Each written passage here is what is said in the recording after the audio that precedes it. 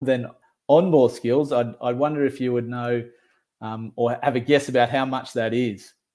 So I'm going to propose to you today that it's only about 3 to 4% of the game that a player is in this on-ball or skill phase, if you like. Now, in the spirit of thinking a little bit differently, consider this. The game is 60 minutes, as we know. If we assume teams are sharing possession 50%, which is generally what happens in international hockey, if players are sharing possession, you get to this number of 112 seconds where players are theoretically in contact with the ball. Sounds pretty simplistic, of course. So I wanted to test that through a few games at the Olympics this year.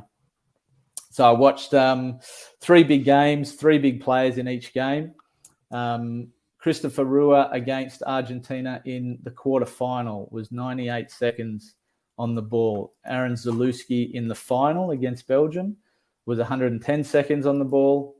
And Arthur Van Doren in the semi-final against India was 119 seconds on the ball. Wow.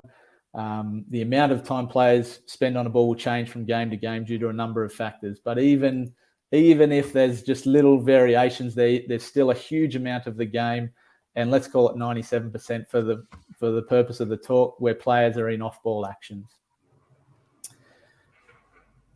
So if we go back to the original question we posed, how do we train our athletes a bit differently? Again, don't get me wrong, I'm not saying to stop practicing the on-ball stuff, but I am wondering if we're spending enough time on the off-ball. Now, I'm sure as a coach, as plenty of coaches here on the call, I'm sure you've all considered ways to address this part of the game through some of these areas here, like communication, like leading, positioning, physical conditioning, of course, such a big part of the game, marking principles, and tactics and structures for sure, I can think of.